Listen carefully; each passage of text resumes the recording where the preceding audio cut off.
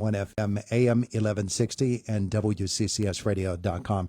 Indiana County Commissioners Mike Keith and Robin Gorman joining us in the studio. Shireen has not able to be with us today.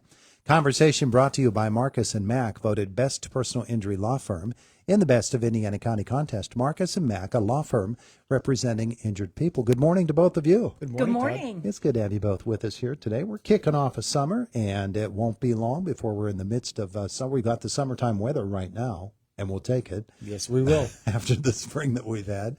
A couple of things I wanted to start with today. We had Mark Hilliard from the Chamber of Commerce in with us yesterday, and Mark and I were talking on the air about the power plants, Homer City, and we talked a little bit about Shilakta as well. And of course, we've got the power plants down in the New Florence area. Of course, the Huff generating station, the plant that burns the recycled coal, the ash, and all of that. We've got some resources here in Indiana County, and they're already plugged into the grid. And we're wondering, and people are wondering, is anything happening with those? I can say what the rumors I heard are, but my rumors don't really mean anything. You guys are officials who might have some back channels, and I don't know what you can say, but obviously those are resources, and we'd like to see them up and running in full strength.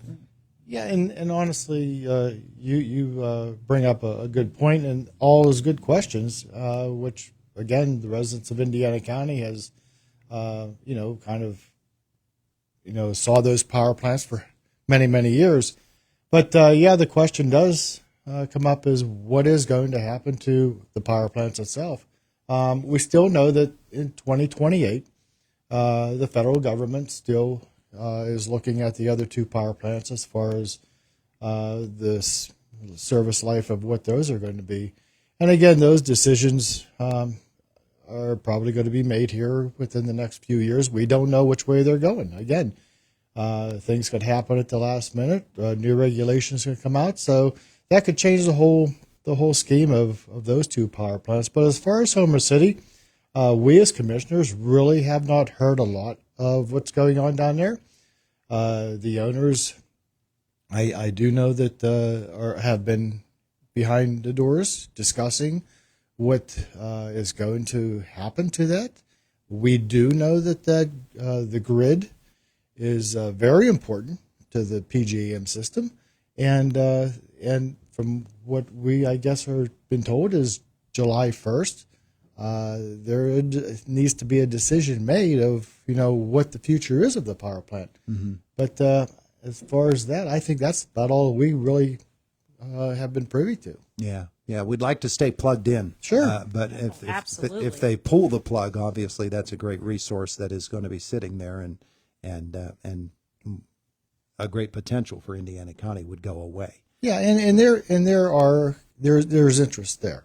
There is, because again, like I said before, that the power grid is huge to the PJM system. Yeah, so. Absolutely. So Todd, I consider that positive and good rumor mill, right? That's sure. The good stuff. Mm-hmm. And yes, we all want that site to be reused, but I'm going to echo what our senator has continued to say from the beginning. And we were just down in Harrisburg recently with the Southwestern Pennsylvania Coalition. And that's 10 counties around us in Allegheny County, et cetera, Southwest.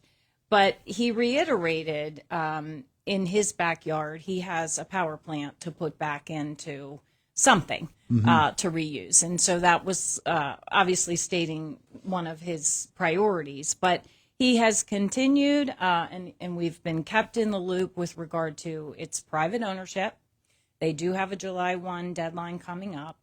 The assets there are tremendous, right? So Sure. They're connected to the grid, a 1.8 million, I think, megawatt. They've got thousands of acreage. They've got a railway system, water resource. So someone is going to use that asset. And that's where we have to keep going, and we have to keep being patient and work with good things. Don't happen fast. Mm-hmm. But we need to let the private owners do their work and help us put that back into play and it will be reused. There's just somebody out there is not going to let an asset like that not go unused. Yeah, you would think, and asset is the right word to use there, because Indiana County has a number of great assets, all of which can be used to further economically what's happening within this county.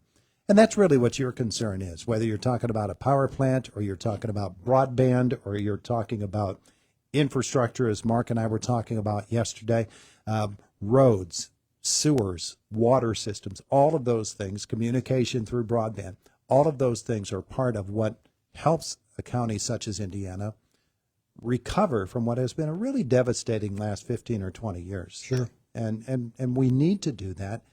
And we're seeing some of those results now. And you sort of get the feeling that we're going to be hearing some announcements coming up rather soon about good things happening. Yeah, like I've stated before on the radio, that over there on Water Street, there's a lot of things happening in that planning office that a lot of things can't be spoken to of, but sooner or later they come out. But the thing about it is, you have to have your ducks aligned before that announcement goes out, because you do the wrong thing, you say the wrong thing, it could be devastating to what you lose. Yeah. And we don't want to take that chance. Yeah, absolutely. All right. So let's talk a little bit about what you can do something about, and that is we're in the midst of the budget season, and the schools are all doing it. And municipalities, they get their work done a little bit earlier in the year. But there are a lot of people wondering, okay, what's the budget going to look like from the school standpoint, from other government entities standpoint, you as well as everybody else looking to Harrisburg, what's the formula going to be like coming out of there, and how does it affect Indiana County? Because you've got decisions to make too. Correct. And as far as right now, the county budget, it's being tracked by us weekly. We don't take it lightly, and we look at it. And right now, everything that we have actually put in place is moving forward. I will say one of the things that is we are in need of, and just like any other employer, we are looking for employees. Mm-hmm. We are finding out that, people are actually looking for other high-paying jobs and stuff like that. And we can look back, and one of the things about the county is whenever a person was employed by the county, the things that they actually looked like when they came to work for the county was their benefits and their pension package. And usually the hourly rate or the salary was on the low scale. And that's not being the case today. So we kind of started seeing this a few years ago start to creep up on us. And we started to being proactive. And one of the things is you have to look at different things as far as how do you increase those wages or to get to where you can attract people to be employed. So one of the things is we looked at our health care. And 4 years ago, we took our health care, which the county was fully insured. And what we started to look at is how do we actually start going towards self-insured? Mm-hmm. And there's a huge cost savings because we've already sat down with our broker and we've analyzed that, and we have actually been proactive in taking the steps to being self-insured. With that being said, the savings that we actually receive, we kind of put away in a bucket for when you go self-insured. You're able to rely on that to actually fund the program. Yeah. But in the meantime, you take some of those savings and we're actually putting towards increasing those wages. And kind of that's the shift that we're actually taking. But right now, the county, we are in need of employees.